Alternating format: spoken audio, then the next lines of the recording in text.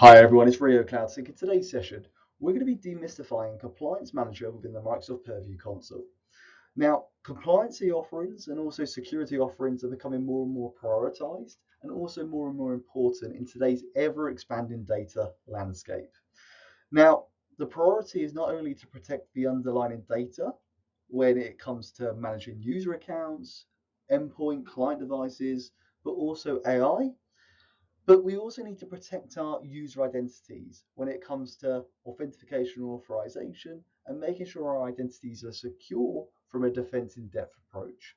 And that's looking at adopting what we like to call zero trust methodology. And the only way we're going to be able to adopt zero trust methodology is by aligning our organizational needs and requirements to particular frameworks, whether or not that be ISO, NIST, SOC, HIPAA, FedRAMP. There's a fair few out there at the moment. I mean, in Microsoft world, there's over 360 aligned frameworks natively integrated in the Microsoft Purview console. So how do we start? How do we access the Compliance Manager console? How do we use it? How do we leverage it? What are the FAQs? Are there any licensing prereqs? So on and so forth. This is what we're going to look at in today's video. Now, first things first, you need to access the Purview console through purview.microsoft.com. This is the new and improved compliance portal. You'll be presented a dashboard, what you see here, and on the left-hand side, or the sidebar, you've got the settings icon, and on the top right, you've also got, funny enough, the settings icon. Now, this allows you to manage the org-wide configuration for all the individual solution areas in Microsoft Purview, whether or not that be Compliance Manager, Communication Compliance, information protection for data classification and encryption, so on and so forth. Today, we're focusing on Compliance Manager. Now, what I'm going to do is at the top right, I'm going to select the settings cog and scroll down to where we see Compliance Manager. And like I said, this will take us to the org-wide configuration for Compliance Manager as a solution. Now, we've got a few Compliance Manager settings we can amend and configure before accessing the Compliance Manager console. Now, the first settings is testing source.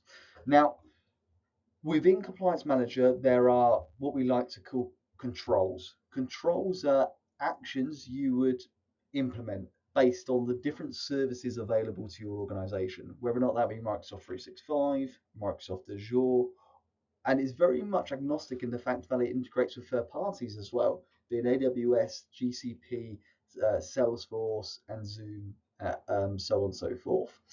Now, within those controls, there are different types of actions. You've got what we like to call Microsoft actions, which are Microsoft controls. So Microsoft would implement these on your behalf. And you've also got customer controls, controls you need to implement to improve your overriding compliance posture and make sure that you're aligned to the particular bodies and frameworks and standards. And that kind of alludes back to what we like to call the shared responsibility model, where there's actions for the customer to complete, and there's also actions for the service provider to complete, in this instance, Microsoft. Now, not only that, when we go and complete an action, some of the actions are automatically deemed as compliant or completed on behalf of you. And some actions are manually completed, i.e. you need to complete them by implementing Z policy, pushing out Z configuration, X, Y, Z. And you can start to decipher whether or not you want Microsoft to automatically deem these actions as completed on your behalf, or set it out that you have to manually complete them one by one. So there's a few options.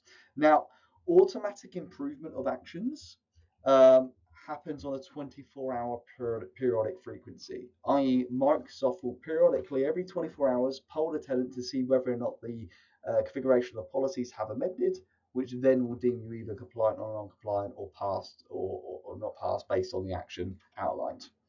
Of course, if it's manual, you would deem whether or not the action is completed versus planned versus mitigated elsewhere.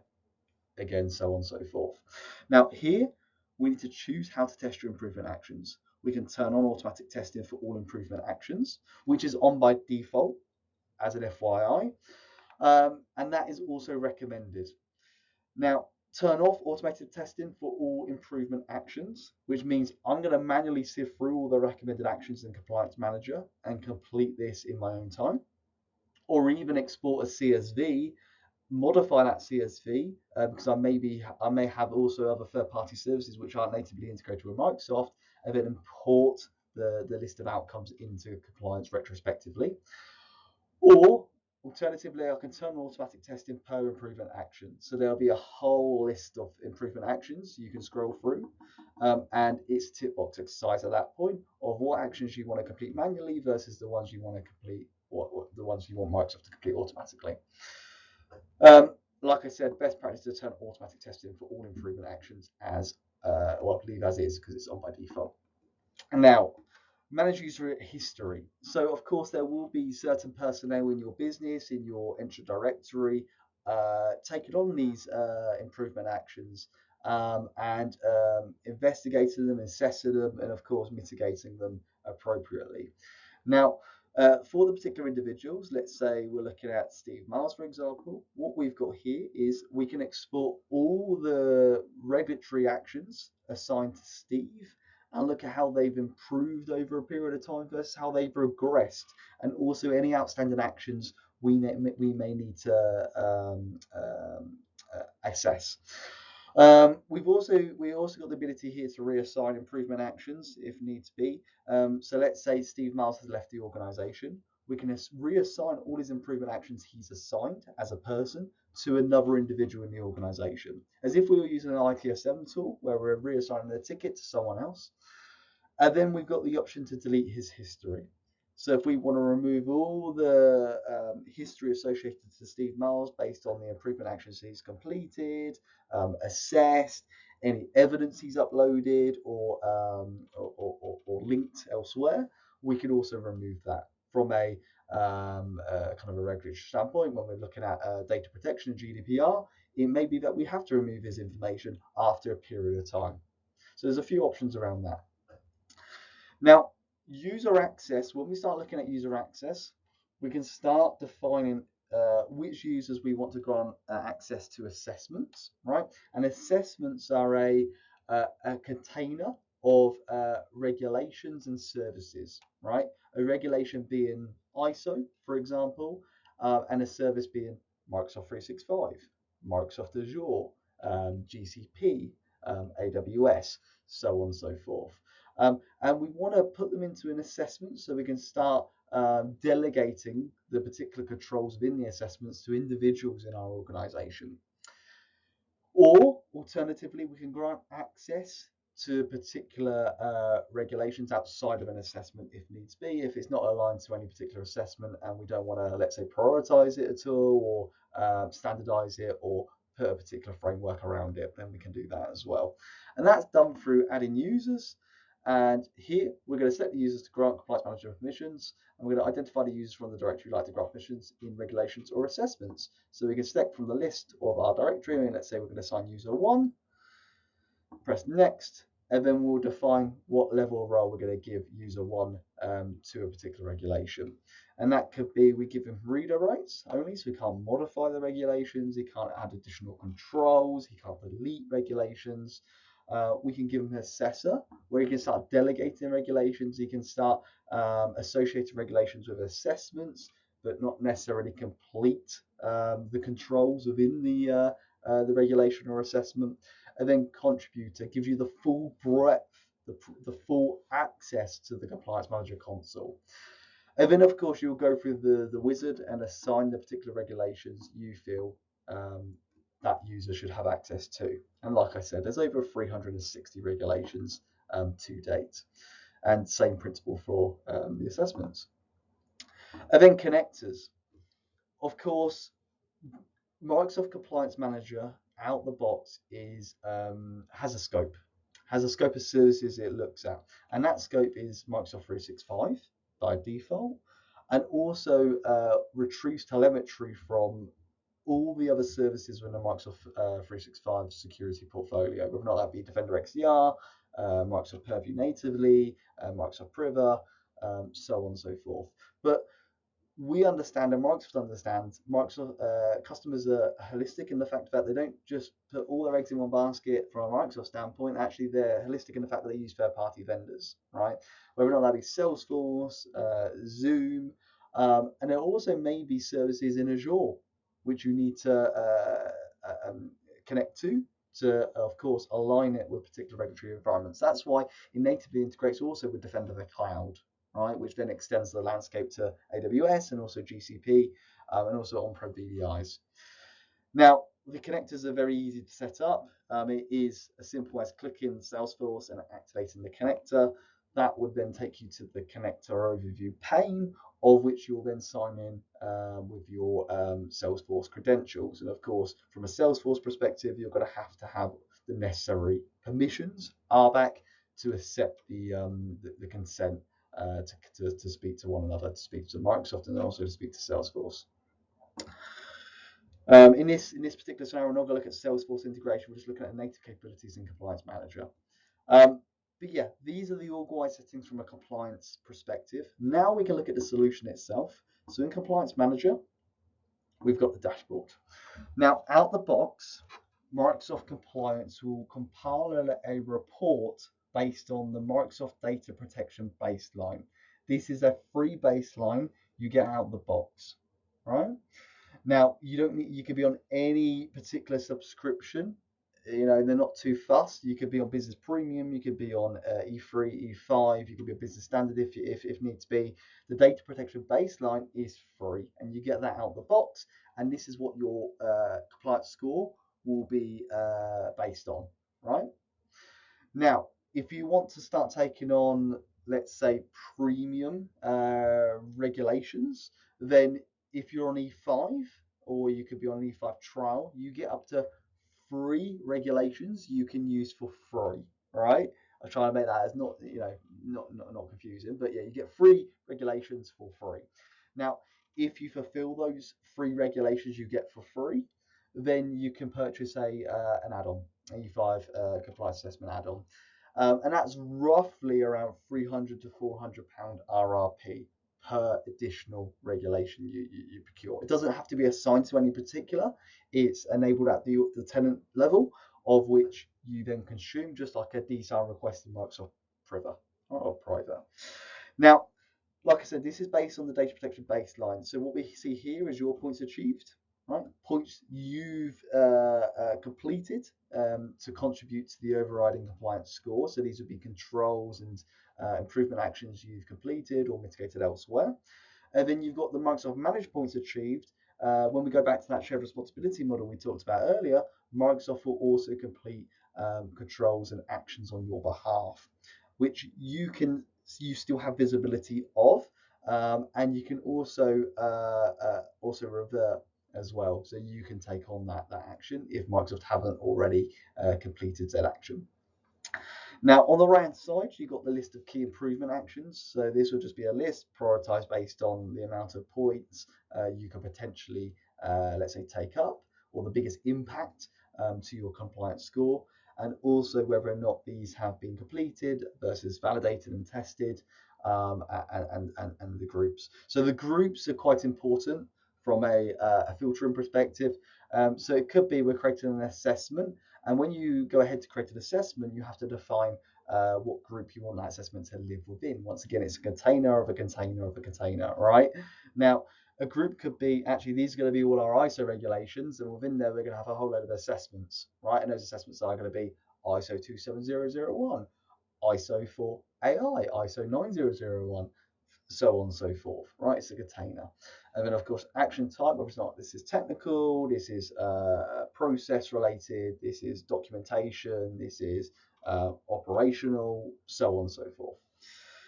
And then if I scroll down, we've got the solutions that affect your score from a bird's eye view, right? When we're looking at Azure, Data Lifecycle Management and Purview, DLP for data exfiltration, we can see what the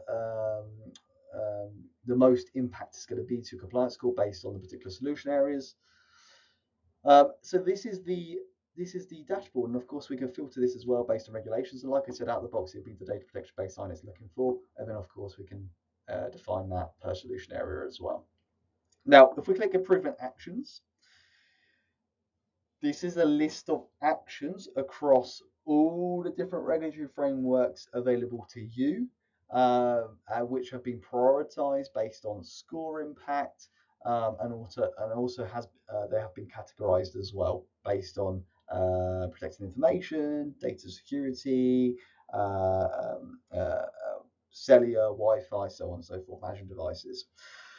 Now, what we could potentially do here, like I said, if you're holistic in the fact that you're using third-party vendors and not everything is going to be covered or in scope of Compliance Manager natively, because this is Microsoft and they do have a limitation of services they work with, then what we could do here is export the list of actions up here. That'll export to a CSV. Then we can manually update the CSV with the statuses of each action, whether or not it's completed, mitigated elsewhere, in progress, add the evidence manually also, and then update that post so that it then imports into the compliance manager solution, and then of course positively impacts our compliance score. We can also accept all updates. So, I mean, there's 360 regulations plus in Microsoft Compliance. At some stage, those compliance regulations are going to change, right? Whether or not that'll be changed in a positive manner or a negative manner, it doesn't matter. They will change over time. I mean, the whole evolution of AI at the moment is drastically moving at a pace none of us can keep up with, right? And with that, regulations are also going to update in line with that. Now, once again, you've got the option here to accept all updates to those changes, or you can retrospectively look at those changes and see which ones you want to accept versus which ones you want to decline. That's totally possible. And then, of course, you can assign particular actions to particular individuals in the business if needs be. And now down here, we've got the option to filter regulations. So I can filter based on data protection baseline or the NCSC, so National Cybersecurity Baseline, I've opted into as a premium framework. Now, if I was to click on to one of these actions, and if I scroll to right, you can see whether or not these actions are manually tested or automatically tested. So let's click on an automatic one, which would be the enable self-service password reset. So what we're looking at here is an action set out in line with, I believe, the data protection baseline to enable self-service password reset, right? And this is under the testing type of automatic, which means Microsoft is going to do a periodic poll every 24 hours to this particular data store or service to see whether or not this has been implemented or not. And as you see, this has been partially implemented and also partially tested, which means from my perspective, not everyone's in scope of the SSPR policy requirements, which means not everyone can reset their own password in their own time. Now, we can assign this to an individual if needs be within the organization, and we can also edit this and look at the implementation status as well as the validation status. Now, as you see, it's grayed out at the moment. This is because this is an automatic action. If I was to revert this to a manual action and save, so what I'm saying here is now I'm going to manage this action, not allow Microsoft to manage this action. I can edit the details and I can say, actually, this has now been implemented, not yet been implemented. I've mitigated this outside of Microsoft, or there's an alternative implementation there. It's planned or out of scope. Now, if you do alternative implementation or out of scope implementation, that does not negatively impact your compliance score at all, right? It will just ignore this control as a control within either the assessment or as a single entity. Now, once we've implemented it, we've got the option to change the test status to whether or not it be passed, not assessed, out of scope, to be detected, so on and so forth. And of course, the test date. When was this tested? When was this validated? When was this mitigated? So on and so forth. And of course, an open text field here to write in notes. So we've got that as a retrospective audit log. And of course, we can export the testing history over time if needs be, and upload any evidence. That evidence can consist of a document or even a link. And then if we click on related controls, we can see actually what regulation this aligns to. So we can see the authenticator management, password-based authentication, i.e. enable SSPR, is aligned to the regulation of data protection baseline. That's because I'm only opted into one, the data protection baseline, and two, NCSC, and it only relates to data protection baseline at this moment in time.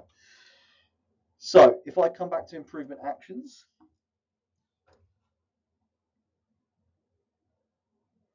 we've now got the ability, so let's say I did assign that to someone, we can also filter that to the individuals in my organization if any of these regulations were assigned to individuals. And once again, there's a whole load more filters here we can choose from. Now, solutions, once more, we'll just look at the individual solution areas within the Microsoft Secure portfolio. We'll have Intune for MDM, DLP for compliance, Azure from an IaaS perspective, and how many of those controls and those actions fall within the scope of these individual solution areas. And of course, I can view the remaining actions based on the solution areas we're interested in. Now, assessments. Like I said, if you're free, you get the data protection baseline for free. Fine. If you're on E5, you get free regulations, if that makes sense. And anything over that, and like I said, this is a tenant-wide, tenant-level license SKU. You can purchase the add-on SKU, and that is per regulation. You would buy that. And it's not a cheap SKU. Let's be transparent, it's not a cheap SKU. So please pick wisely out of the quota you've got if you are on E5 or E5 trial. Now, what we can do here is add an assessment. And like I said, an assessment is a container for a regulation, which consists of controls, which then consists of improvement actions, right, for you to take up. Now, when we set the regulation, of course, it'll give us the quota limit of the licenses available to us. And then, of course, the list of supported services.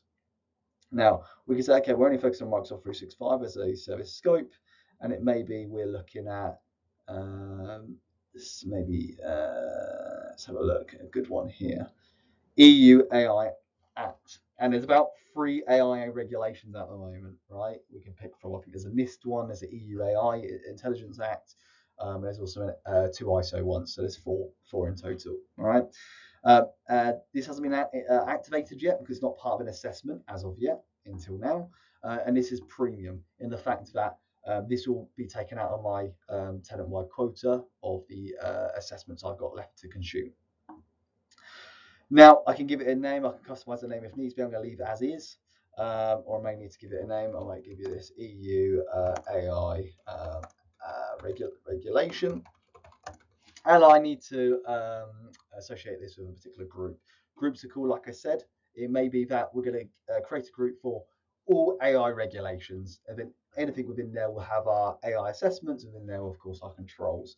We're just going to leave this as a default group, or I can create a new one. I can call this AI regulations. So it's going to fall within the AI regulations group, and I'm going to leave everything as is. Next. Selected services, of course, if we have connected with Defender for Cloud, we'd have the option for AWS and GCP here, or if we've got any connectors available to ourselves, then we can also select from there. But at the moment, I'm just Microsoft 365 native, therefore I'm going to set Microsoft 365 and create assessment.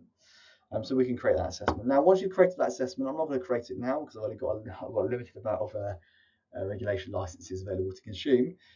Here I've got the NCSC one I've created some time ago, and this is better, to be fair, because it does take some time for the actions to align themselves and conduct that periodic poll against the tenant. But you can see here it's in progress. I'm 67% on the way to completion. And Microsoft are very clear of this is not when I get to 100%. I'm good to sit back. This is just a finger in the air indicator of your compliancy posture against these acts. This is not to be used in kind of legal, contractual agreements, so on and so forth. Actions to complete from a Microsoft standpoint, actions for me to complete, 41, 0 out of 41 have been completed. And what I can do here is I can click into this framework. And I can see the details pane. And I can see this is the NCSC template. It's part of this group, which could be the NCSC group or the AI group, when it was created, about this particular framework and any feedback I may want to give. I can see I've completed 67% of all the actions complete, or Microsoft have, from this perspective. I've completed null, 0, across Microsoft 365 as a service source. And if I look at the controls overall, I can see it's broken down into a nice little bar graph here where I can see all the past controls, all the failed controls, all the ones that are currently in progress, out of scope, or not applicable. And then, of course, that's broken down into key control areas within the particular regulatory framework, whether that be data security, asset management, governance, identity and access control. Now, up here, I can see my improvement actions. So I can see the actions I need to complete based on that shared responsibility model. And then, of course, the actions Microsoft have already completed. So if I click on my improvement actions, I can see here, add an automate alert notification. That's probably an easier one for us. And it will take me to a new page, and it will be very similar to what we went through earlier in regards to the improvement actions. And then here you can see this manual action type. Therefore, I can come in here and go, okay, cool. We've implemented this on this date, and I verified this as a pass and added a note. And I can once again upload my evidence, and I can see the related controls, which would be, funny enough, NTSC and also the data protection baseline. So we're hitting two birds with one stone by completing this control. Similarly, we can go back and we can go into controls, and we can go into governance, and we can click on the control, and once again it will take us to the associated improvement actions under this particular control, which is quite cool. Now, regulations. Here's a list of regulations available to you. So like I said, free is data protection baseline. Anything other than that you need to pay for, other than, of course, the free allowance you get as part of E5. And what's quite cool here is I can go to availability and I can filter. So the included one would be the data protection baseline, which is out of the box. However, if I want to look at the AI ones, which are based on premium, I can see those four I talked about earlier. All right. And then policies. So if we want to be alerted on a few different things, so if I was to create an alert B2, you can see all the options I've got available to me. I can be alerted on assignment changes or particular actions. I can be alerted on evidence being changed, modified, uploaded, implementation status being changed, also score change, and also the test status change. So they're the options available to you. And of course, you can associate with the applicable recipient to receive those said alerts. And then, of course, those alerts will then be filtered into the alert queue, which you can filter back. And then, of course, you've got the option then for reports, which you can see the increase in regression over time. So if I press view detail report, I can see we've been quite flat over the past however long, and it's carried at a constant 61%. But we can see here where we've increased in points achieved versus regressed in points achieved. All right. So this was a quick overview on Compliance Manager. I'd say quick asterisks, but hopefully that was quite useful. We've done it at a real-time pace rather than a cut and edit pace.